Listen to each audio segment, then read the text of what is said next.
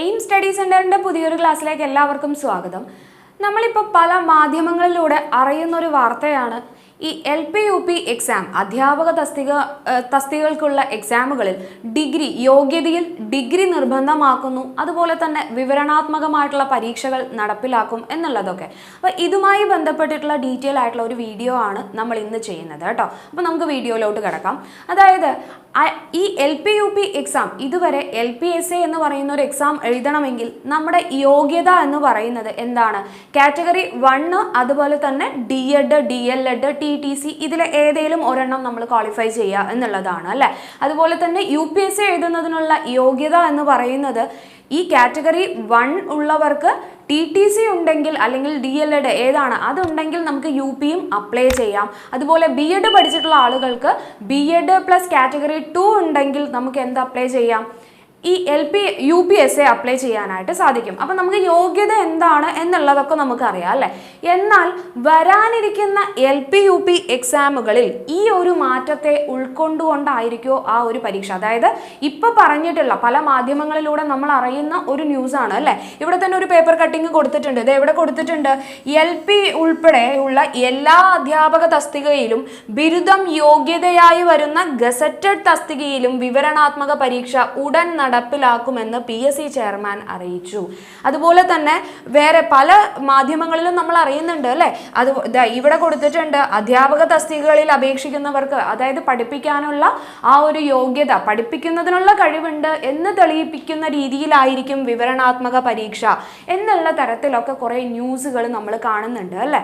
അപ്പോൾ ഈ വരാനിരിക്കുന്ന LPUP എക്സാമിൽ ഈ ഒരു കാര്യം നടപ്പിലാക്കും എന്നുള്ളത് ഔദ്യോഗികമായി നമുക്ക് എന്ത് ലഭിച്ചിട്ടില്ല, ഒരു വിവരവും ഔദ്യോഗികമായി ഇതുവരെ നിലവിൽ വന്നിട്ടില്ല.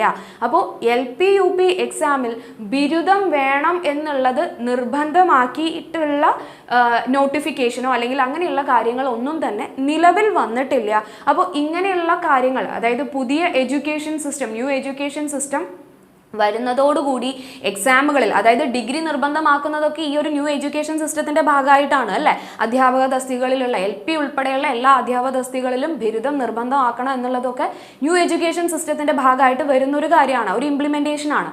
അപ്പോൾ ഇത് ഇപ്പോൾ ഈ വരാനിരിക്കുന്ന LPUP എക്സാമിനെ ഇത് കറക്റ്റായിട്ട് ബാധിക്കുമോ? അതായത് ഇനി വരുന്ന LPUP എക്സാം എന്ന് പറയുന്നത് 2 ഘട്ടങ്ങളിലായിട്ട്, ഒരെണ്ണം OMR ടൈപ്പും അടുത്തത് വിവരണാത്മക രീതിയിലുള്ളതുമായിട്ടുള്ള ഡിസ്ക്രിപ്റ്റീവ് ടൈപ്പ് എക്സാം ആകും എന്നുള്ളതിൽ, അതായത് കറക്റ്റായിട്ടുള്ള ഔദ്യോഗികമായിട്ടുള്ള ഒരു വിവരവും നമുക്ക് ഇതുവരെ എന്ത് ചെയ്തിട്ടില്ല, ലഭിച്ചിട്ടില്ല. അതുകൊണ്ട് തന്നെ ടെൻഷൻ അടിച്ചിരുന്ന് എന്ത് ചെയ്യരുത്, സമയം കളയരുത്. നമ്മൾ ഇതിനു വേണ്ടി ഇറങ്ങി തിരിച്ചു.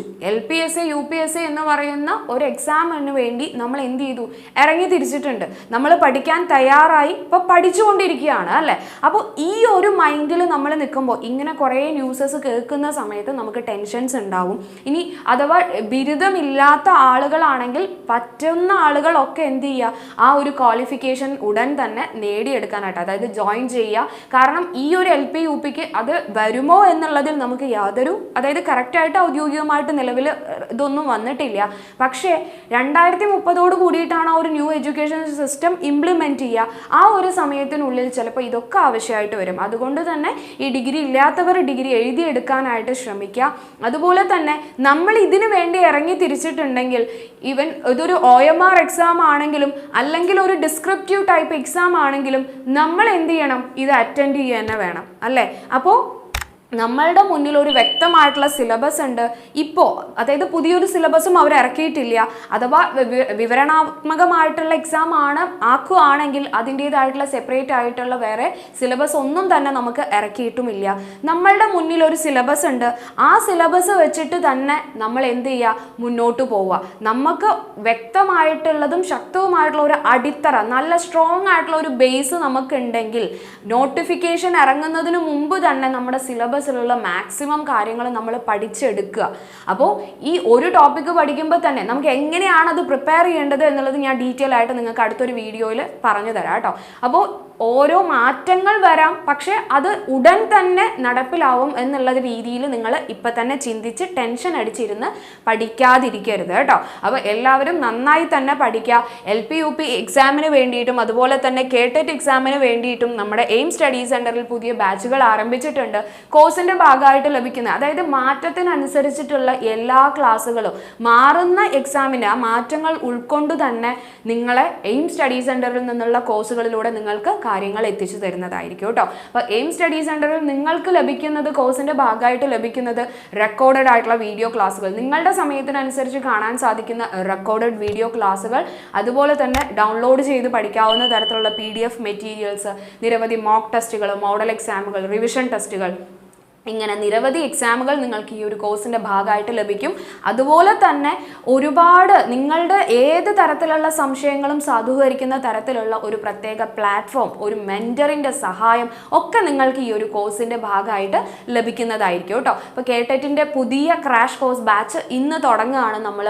അതുപോലെ തന്നെ LPUPയുടെ ബാച്ചുകൾ ഓൾറെഡി കുറേ ബാച്ചുകൾ തുടങ്ങിയിട്ടുണ്ട്. നിങ്ങൾക്ക് ജോയിൻ ചെയ്യാൻ താല്പര്യമുള്ളവർ കോൺടാക്ട് ചെയ്യേണ്ട നമ്പർ 9446537080. അപ്പോൾ എക്സാംസിൻ്റെ പാറ്റേൺസ് മാറുകയാണ്, അതായത് എന്തായാലും മാറ്റങ്ങൾ വരാം. അപ്പോൾ ആ മാറ്റങ്ങളെ ഉൾക്കൊണ്ടുകൊണ്ട് വേണം നമ്മൾ എന്ത് ചെയ്യാനായിട്ട്, പഠിക്കാനായിട്ട്. അപ്പോൾ എന്തൊക്കെയാണ്, ഏതൊക്കെ രീതിയിൽ വേണം നമ്മൾ പ്രിപ്പയർ ചെയ്യാൻ എന്നുള്ളതുമായിട്ട് ഞാൻ ഡീറ്റെയിൽഡ് ആയിട്ടുള്ള ഒരു വീഡിയോ അടുത്തത് ചെയ്യാം കേട്ടോ. അപ്പോൾ അത് നമ്മൾ നാളെ അപ്ലോഡ് ചെയ്യുന്നതായിരിക്കും. അപ്പോൾ നിങ്ങൾ എന്ത് ചെയ്യുക, നന്നായി തന്നെ പഠിക്കുക, ടെൻഷൻ അടിച്ചിരിക്കരുത്. ഈ വരുന്ന എക്സാം നമുക്കുള്ളത് തന്നെയാണ്. നമ്മൾ അതിനു വേണ്ടി ഇറങ്ങി തിരിച്ചു, നമ്മൾ മാക്സിമം വർക്കൗട്ട് ചെയ്യുക, അതിന് വേണ്ടിയിട്ട് പ്രിപ്പയർ ചെയ്യുക കേട്ടോ. അപ്പോൾ എല്ലാവർക്കും ഓൾ ദ ബെസ്റ്റ്, നന്നായിട്ട് പഠിക്കുക. ആദ്യമായിട്ടാണ് ചാനൽ കാണുന്നതെങ്കിൽ ചാനൽ ഒന്ന് സബ്സ്ക്രൈബ് ചെയ്ത് സപ്പോർട്ട് ചെയ്യുക. അടുത്തുള്ള ബെല്ലൈക്കൺ കൂടെ എനേബിൾ ചെയ്യുക. എങ്കിൽ മാത്രമേ ഞങ്ങളിത് വീഡിയോസ് അപ്ലോഡ് ചെയ്യുന്ന സമയത്ത് നിങ്ങൾക്ക് അതിൻ്റെ നോട്ടിഫിക്കേഷൻ അതത് സമയത്ത് എത്തിച്ചേരുകയുള്ളൂ. Thank you for watching.